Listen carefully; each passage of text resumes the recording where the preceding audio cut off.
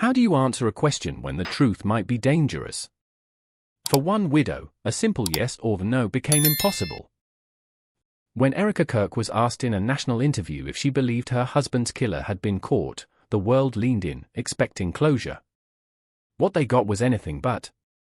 Her answer was a winding, careful statement, thanking her team, mentioning the trauma of seeing evidence, expressing a generalized trust, but never, ever confirming the official story. It was a verbal maze. To the casual listener, it might have sounded like gratitude. But to anyone listening closely, it sounded like a person choosing every single word as if it were a step through a minefield. This wasn't just a grieving widow, this was a woman communicating on two levels, one for the public record, and another, quieter one, for those wondering if there's more to the story. When people are afraid, their language changes. They become evasive not because they have nothing to say, but because they have too much to say and feel they can't say it. Her entire response felt less like an answer and more like a signal. And then there's her demeanor. In our social media age, we have a script for grief. We expect tears, trembling voices, a visible unraveling for the cameras. Erika presented something entirely different, a steely, almost unsettling calm. This composure, of course, became its own source of speculation. But what if we're reading it all wrong? Trauma doesn't always look like we think it should. The human psyche has a whole toolkit for survival, and one of the most powerful tools is the mask, a performance of normality built to contain a world of internal chaos. Think about it from her perspective. If your world was shattered in a public, violent way, and you had reasons to doubt the story you were being told, who could you trust? The cameras? The journalists? The officials? Every public appearance becomes a performance, not for sympathy, but for safety. That calmness isn't the absence of feeling, it's the presence of so much feeling that it has to be locked down tight. It's the face of someone who knows she is being watched, analyzed, and judged with every breath she takes. It's hard to understand the deep caution that has become Erika Kirk's new normal unless you walk in her shoes. This isn't just about being careful, it's about a heart that has been broken not once, but over and over by the very people who were supposed to help her find the truth. Her silence isn't empty. It's full of a pain so heavy that words can't even begin to describe it. So, what could make someone feel so alone and so cautious? The answer starts with the evidence she was given. The official story told to the public was clean and simple. It was a tragedy, wrapped up and explained in a way that was meant to help everyone, including Erika, move on. But for Erika, that story fell apart the moment she saw the autopsy report with her own eyes. Imagine being told a story about how a vase broke. You're told it fell softly onto a carpet. But then you see the pieces, and they're shattered as if it was smashed against a concrete floor. The story and the evidence don't match. That's the kind of impossible puzzle Erika faced. The details in that report, the cold, hard facts of science, didn't line up with the simple story she was being told. For the rest of the world, this is a theoretical debate.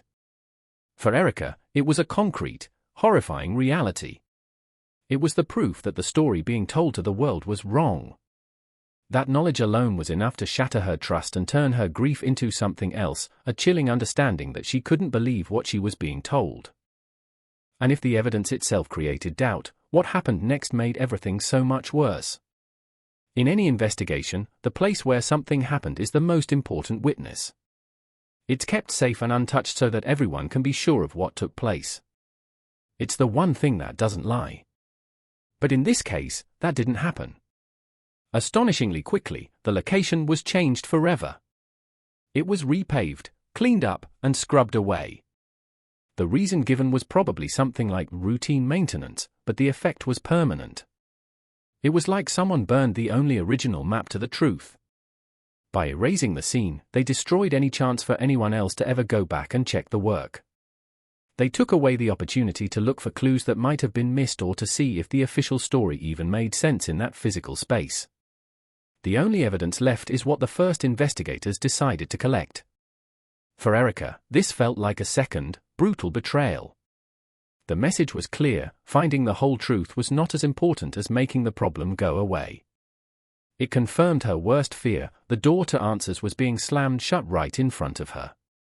So, faced with a story that doesn't make sense, proof that contradicts it, and a crime scene that was wiped away, what is Erika Kirk supposed to do? Her most powerful response has been her silence. But this isn't the silence of giving up. This is the silence of someone who is being incredibly strong and smart. We live in a world that demands a performance of grief. We expect people to cry on camera, to give angry sound bites, to share their pain for the world to see. Erika's refusal to do any of that is her act of defiance. She is not giving the world the show it wants. She isn't letting her husband's memory be turned into entertainment for the true crime crowd. By not speaking, she is protecting the few precious things she has left: the sacred memory of her husband, the privacy of her real pain, and the power of the truth she may one day tell. Her silence is her shield. If she doesn't speak, no one can twist her words, take them out of context, or paint her as this hysterical widow. She controls the story by not letting anyone else use her voice. It's also a way of waiting. She might be waiting for the legal system to finally catch up. She might be waiting for a time when the world is quieter, so that when she does speak, people will actually listen. Her silence isn't a void. It is full of meaning, strength, and a determined hope that one day, the real story will be heard.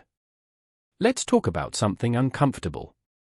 When a real-life tragedy happens, like the one involving Erika Kirk, it doesn't take long for it to become a story for us, rather than a reality for her. It's a painful truth about our world today. A human being's worst nightmare becomes public entertainment.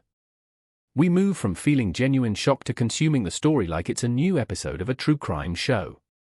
Think about where these discussions happen. They're in the comment sections of YouTube videos.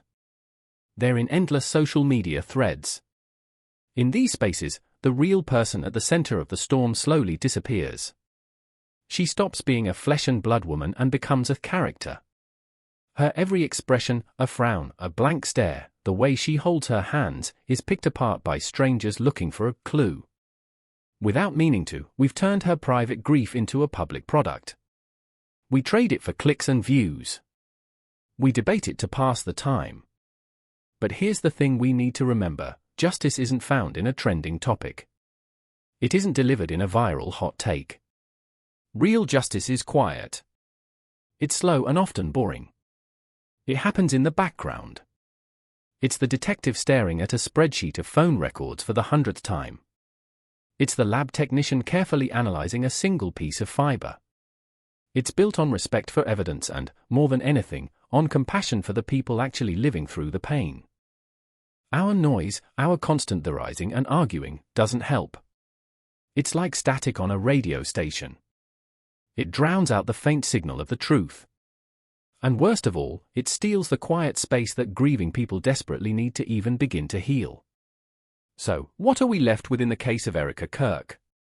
If we see this only as a whodunit, we're missing the entire point. Her story is deeper than that. It's a lesson in paying attention to what isn't being said.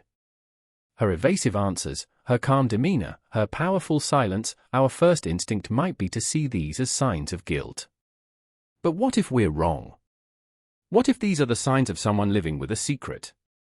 What if they are the traits of a person navigating a truth that feels too dangerous or too painful to speak out loud? The strange evidence and the erased scenes the police found don't necessarily point to her guilt. Maybe they point to a situation so complicated and scary that her caution is the only thing keeping her safe. Her silence isn't an empty void, it's a space filled with meaning. It might be the bravest thing she can do right now, to protect the truth until the moment is right. This case challenges us to be better listeners. To understand that sometimes, the loudest cry is the one you never hear.